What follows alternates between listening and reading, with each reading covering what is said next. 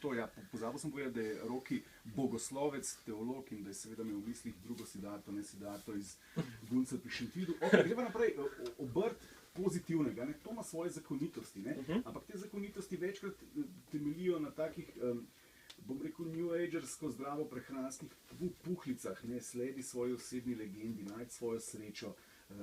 Kako težko je biti avtentičen pri tem pozitivizmu, ker dostakrat pozitivizem zveni zlajnano. Rok.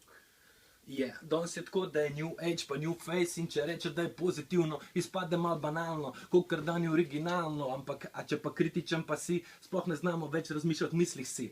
Ker se mi zdi, da Sokrat, Platon in Aristotel so sam naredili, kako lahko mi razmišljamo, ampak danes si teh misli več ne pišemo, moramo ta update narediti. In pozitivo vse, ampak s to pozitivo tudi, če gremo rest. Samo eni tega ne razumejo, da še vedno kontraverze mečemo proti sistemu, ker rečemo mu update in jaz ga bom zamenil v tem momentu, naredil do neki novega flow, kje je zdaj pokrovka, stavljam se.